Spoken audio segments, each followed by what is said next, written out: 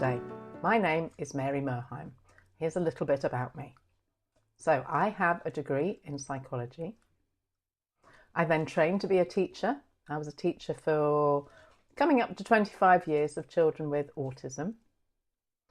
And then after I started looking after my father, I retrained and got a care certificate and specialised in looking after people at the end of their lives and people with dementia. I then became very interested in the nutrition and the nutrition issues we have as we get older. So I then gained an advanced diploma in diet and nutrition. And more recently, June 2024, I wrote a book called Navigating Nutrition in Later Life. So why am I here? Why do I do this? Why am I so passionate about nutrition in later life? Well, this is the main reason. This was my father, and as he approached his 90s, he lost all appetite and all interest in food, which he'd had such a fascination in previous years. He'd made his own pate, he'd been a real foodie, and then he just started losing weight and losing his appetite, and I didn't know why. And so I tried to find out why and tried to fix it. You've got the same problem, otherwise you wouldn't be here today. You have somebody that you're worried about who's not eating properly. And why does it matter? Well, I'll show you on the slides, but actually we'll talk about them a little bit. So as we age, obviously, our bodies are deteriorating all the time and things are not working as well. But there's an awful lot of things that we put down as just because you're old. But these things are made so much worse if you don't have the good nutrition going in. So things like you can have an increased risk of infection if you're not having good nutrition. And wound healing. We need more protein as we get older in order to replenish our cells and our very thin skin that's very easily broken, easily bruised, and often has injuries resulting from falls, which are also caused quite often by poor nutrition. We take longer to recover from operations and illnesses if we don't have good nutrition going in. Which causes huge problems for the NHS. It costs millions of pounds for the NHS because older people are not well nourished. In fact, 1 in 10 people over 65 in this country is at risk of malnutrition. That's a huge amount. And a lot of those people are ending up in hospital. Yes, again, we've mentioned skin already, but you do get more sores and you get dried skin if you're not getting the good nutrition going in. Breathing difficulties, muscle weakness, making tasks of daily living more difficult. We'll talk about that a bit later on. But again, if you've not got the good nutrition going in, you haven't got the protein, you haven't got the strength, you haven't got all sorts of good ways of looking after yourself. And also it affects you mentally. Poor nutrition can make you more tired. We all know that if we're not getting enough iron. It can make you confused and irritable. It can cause depression. It can cause all sorts of mental health problems. So, as I said, a lot of these things are associated with getting older, but they're all made worse if you're not eating well. So how can I help you? First of all, I can help you get to the bottom of the problem as to why your person isn't eating well. So there's all sorts of different reasons as to why this can happen, and we'll investigate those and see if we can solve them. And then at the end, I'll give you some hints and tips on excellent ways of sneaking really, really good nutrition into someone's diet. So the whys, these are the really important things, because if we get to the why, we can usually try and solve it. So the first why, when people have lost their appetite, when they get older, is through loneliness and depression. If you've lived with a family, if you've lived with a partner, if you're the person who does the cooking and you lose somebody to cook for, your motivation is less. So you get less motivated to cook well and cook properly. You stop looking after yourself very well. And equally, if you're the person who was cooked for, you may not have the skills. You may not know how to make a really nice meal. So loneliness and depression are all causes of not eating well. So how can we fix that? Well, go around and visit. But when you go around and visit, take something to eat, take something to share. Don't take, well, do take some things for them to eat when you're not there, but equally take some food, take something to talk about, and make food a part of being sociable. So take some cakes, take something healthy, take a meal that you've prepared and sit down and eat it together. And I promise you they'll eat more if you're there. Medications. Now, a lot of medications can affect your appetite. We've found recently that some of the diabetes tablets that people have been taking and injections are actually stopping people from feeling hungry, and the sort of country is now using that as a positive. But if you're old and you're not eating well, that's a negative. So my suggestion would always be to get the person that you look after, get their medications reviewed regularly. Maybe they don't need that one thing that they were taking, and maybe that is impinging on their appetite. We know certainly that some tablets for water issues and heart problems, and actually some antidepressants, and also obviously the diabetes tablets, all can have massive effects on your appetite. Next lot. So when we go into hospital, when we go into a care home, when we go to anywhere different, even if we're just going for respite for a week, the food is not going to be the same food that you have at home that you've always had. It's going to be on a different plate. It's going to be at a different time, which is always an issue. And it's going to be served in a different way. And if you're in hospital, you're sitting up in bed eating. Now, many people haven't done that for many, many years, and your body doesn't naturally say, oh, this is the place to eat. So if you're lying in a hospital bed, or even sitting up in a hospital bed, you may have lost your appetite because it's not the right surroundings for eating. And as I said, the food isn't the same, and the way it's presented isn't the same. So how do we fix that? Well, there are two options. You can either, how do I put this? Make them go cook. Oh, sorry, this is Bean. Bean's come to say hello.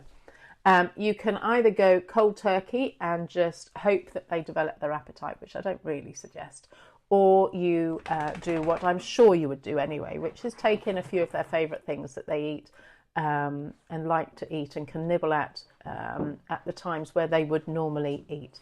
And hopefully then over time this will become the new normal, and they will then start getting into a rhythm of eating either in the care home or the hospital or whatever. But the initial change is often a shock, and often appetite gets lost at that time. Another problem with eating, and I might have touched on this a little bit earlier, is that if you are getting old and frail and less strong, or you've broken a bone or whatever, and you haven't got arthritis and rheumatism, if you haven't got the strength to create food for yourself, then you're not going to bother. For example, I used to look after a lady, and every time I went in the morning, I would go straight to her fridge and I would open her packets of cheese, and I would open her packets of ham, and I would open her milk bottles, because she just didn't have that strength in her wrist to pull them apart. I mean, some of these things are so hard for all of us to open. I mean, I don't know how many times you've been to a restaurant or a pub and trying to open the sachets of tomato ketchup or mayonnaise. Well, as we get older, those problems are more pronounced in all the food that we eat. So sometimes it may just simply not having access to the food, having problems with the packaging and the wrappers. But also we're going to talk about, that you may not have the strength to lift the saucepan onto the hob and it starts to become dangerous or whatever. So we have to try and be imaginative about how we can help people. And I'm not a fan of the ready meal, but if it works, it works, and you can always batch cook something and help somebody warm it up in a microwave. Next slide. Okay, this is constipation. Now, we cannot underestimate the problems of constipation as we get older. Our digestive system slows down, it becomes weaker. We all tend to get a bit more constipated as we get older, not just because of that, but also because we tend not to drink enough. And it can cause all sorts of problems. And if we're not eating enough fibre, if we're not eating enough fruit and veg, if we're just eating snacks and cakes, you will get constipated. And if you think about it, if you're bunged up, if you're full, you're not going to want to put any more in. So how to help with constipation? Obviously, there are over-the-counter medications that you can buy, and we all know about prune juice. But oats are a fantastic form of fibre. They're much more gentle than whole wheat. So that would be a good thing to start taking, and just try and introduce some more fruit and more vegetables into a diet, and seek medical advice if you need to. But constipation can be a real issue when it comes to appetite. And at the other end of the body, if you don't mind me saying so, we have problems in the mouth. So you might have somebody with toothache, or again, as we age, our faces shrink, and including our gum and our teeth beds. And so if you've got false teeth, they might not be fitting so well.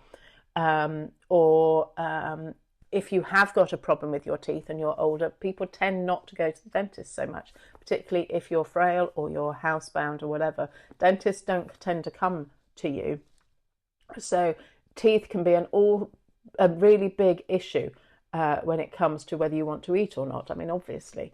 So do what you can. See if you can ask somebody if they are having problems with pain in their mouth, and see whether there are some ulcers, or whether you can help somebody get to the dentist to get them checked. You might need refitting of some false teeth, or a filling, or something. It could be something as simple as that.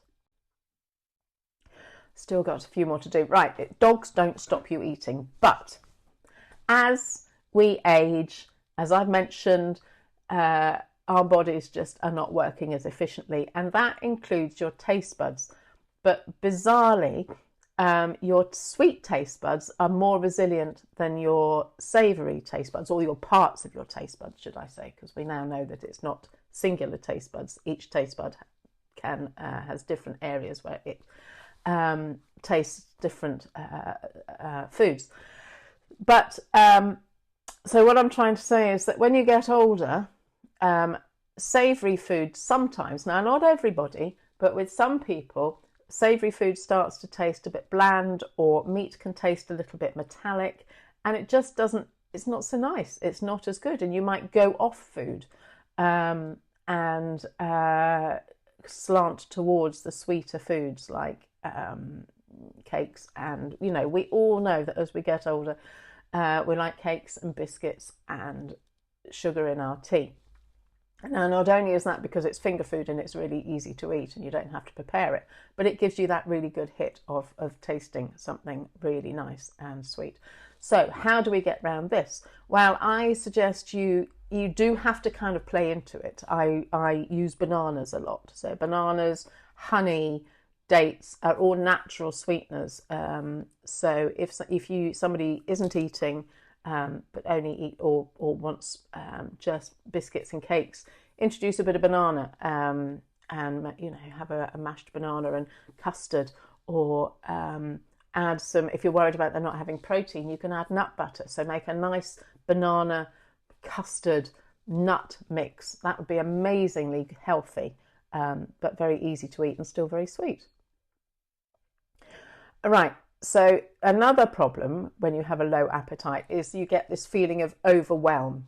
I've got this fantastic story of a very dear friend of mine, and she had to go and collect her mother from a situation that wasn't ideal, and she realised that her mother hadn't been eating very well. So she she phoned her husband and she said, oh, quick, go and get sausages and mash and peas, I think it was, because that's Mum's favourite.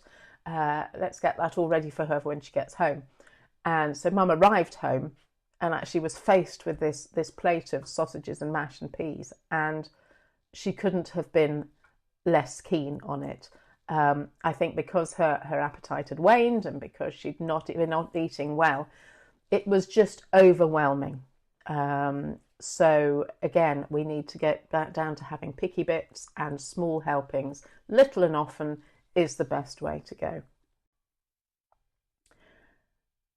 Oh, and we've mentioned teeth, but also swallowing issues. So we've got muscles in our throats.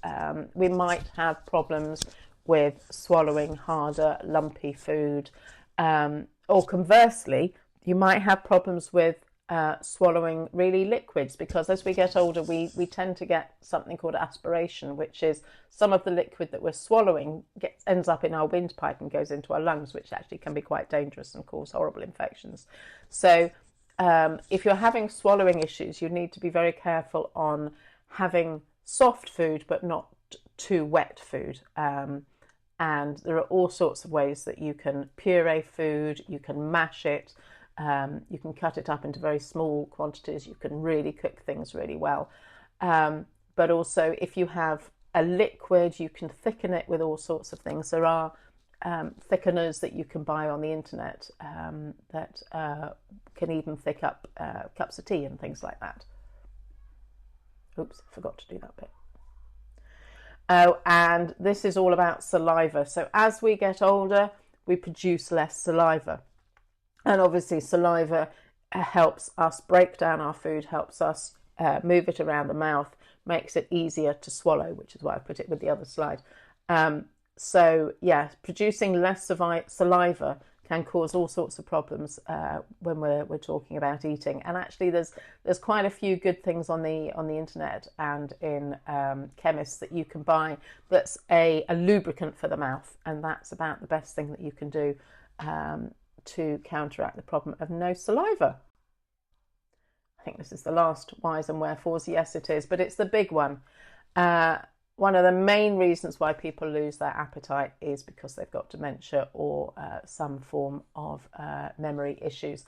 Now, dementia can affect you in two ways when it comes to your appetite. So you could forget to eat. You could forget that you have eaten. You could think you haven't eaten and eat some more.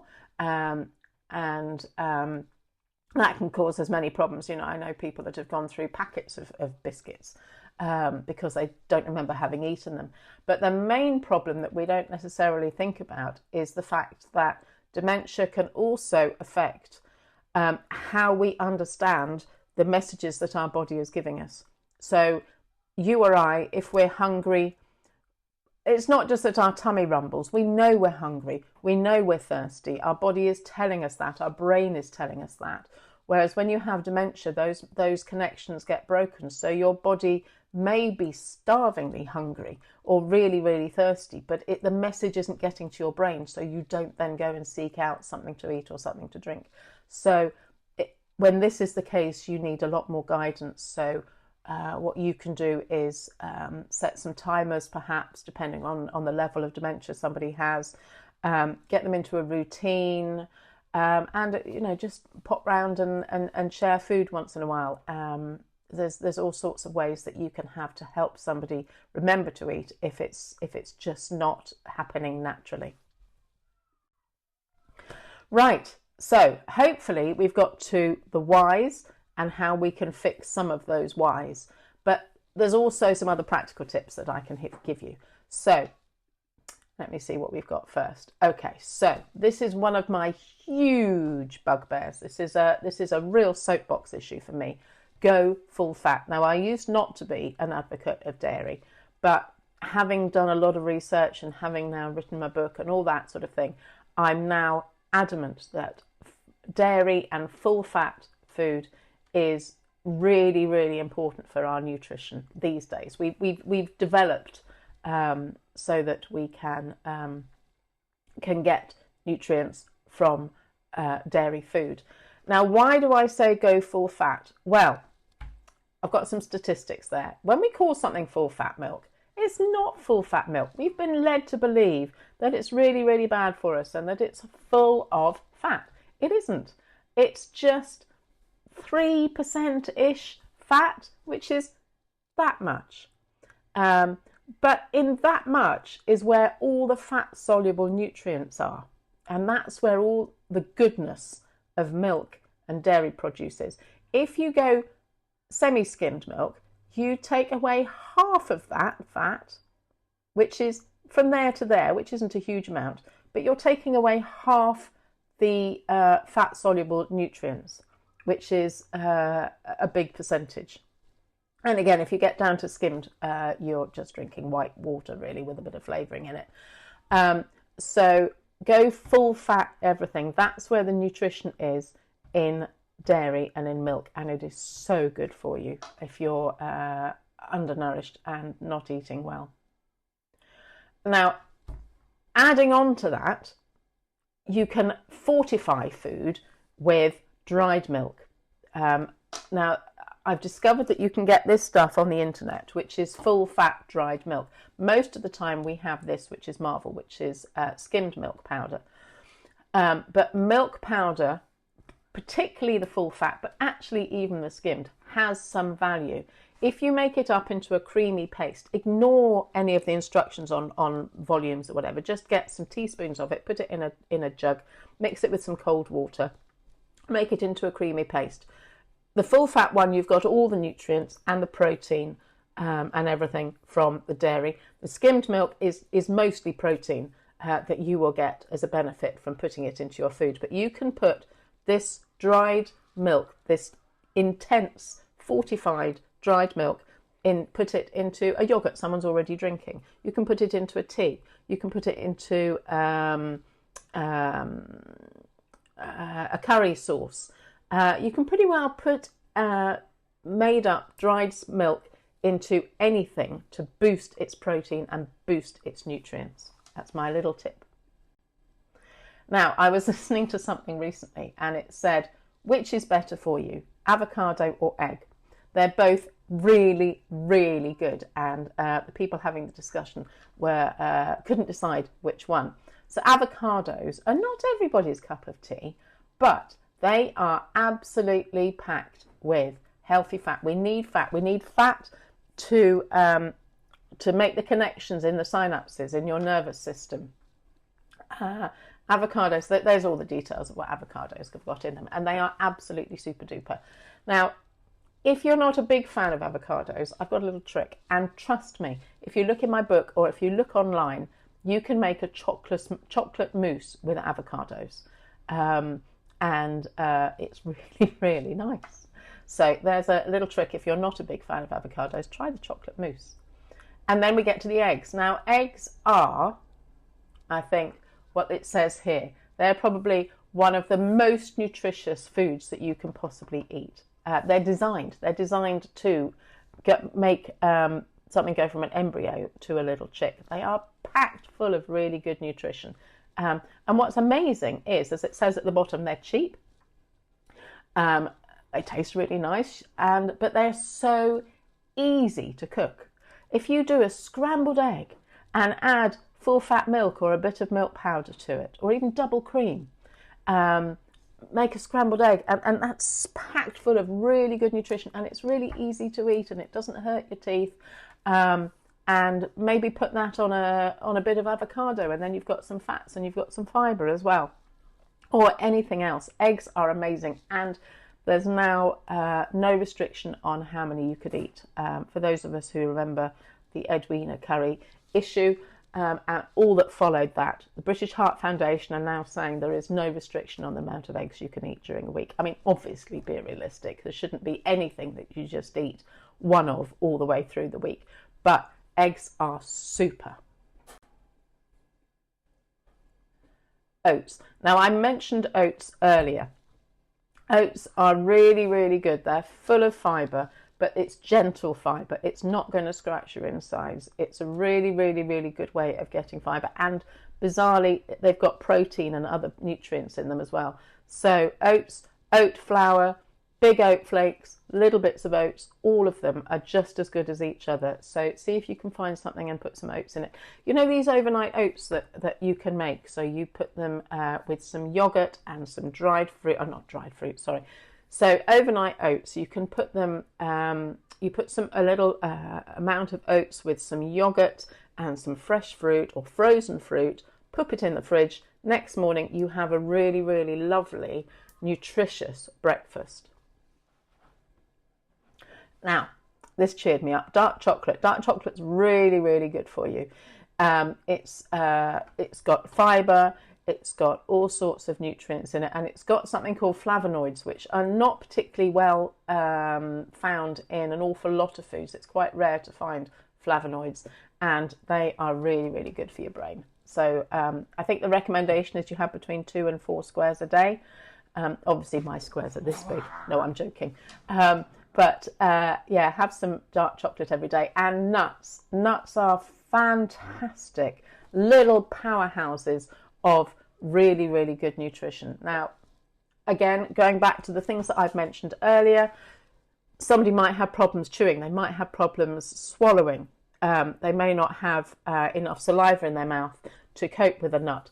But you can get nut butters. Nut butters are fantastic. You can have almond butter, peanut butter, obviously, macadamia nut butter, all sorts of butters are fantastic. You can even make ice cream out of a nut butter. So they are a really, really good way of getting protein and fats into other meals.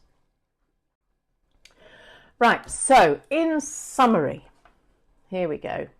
So, when appetite is low, every mouthful matters. Now, I'm going to talk about sandwiches because I know I've mentioned picky food and we've got some images of sort of little tasty tidbits there. And I know there's sandwiches on that plate, third one along. But if it was my choice, I would say try not to give an older person who's got a low appetite a sandwich. If you think about it, you've got bread on the top and the bottom. So that's 2/3. The bit that's actually going to have any nutrition in it is the bit in the middle. So if you give somebody a sandwich, 2/3 of that is just filler and it's just the good bit in the middle. So I would suggest, if you can, put it on a slice of bread or a cracker. If you see bottom left, there's pate, there's cheese, there's ham just on a cracker, or even the cheese that's in the middle. Don't use bread. You know, there's other ways of having tidbits and nibbles into your diet. Little slices of apple I see there as well, and again, make it enjoyable and sociable. As I said, try and when you visit somebody, or if you're living with them, eat together. It's so much better for your mental and your physical health for eating better. We mentioned the fact that they are little portions, imagine you fed a toddler, toddler food, have it always there available. Almost everything needs to be good and full of calories. If you're eating not very much, what you're eating is really, really important. But you've also got to enjoy it. You've also got to love it. So if you love milk chocolate, if you love, I'm trying to think, toffee, anything, or if the older person loves those things, then obviously have those in moderation, because we're not the food police. It's okay to eat things that we love, and that's what we want to do. We want to get people back to enjoying food. So intersperse it with things that people really, really love is not a problem at all. And the last thing I'm going to mention is fluids. Now, we don't drink enough, but what I want you to think about is that fluid doesn't have to take the form of a glass of water, which all of us, particularly the older people, are not very good at drinking. So if you think about it, a glass of water is something that we're not very good at having very often, particularly older people. So there are other ways of having fluids. Now, we've got watermelon there, for example. That's a great way of getting some fluids into you and some fibre.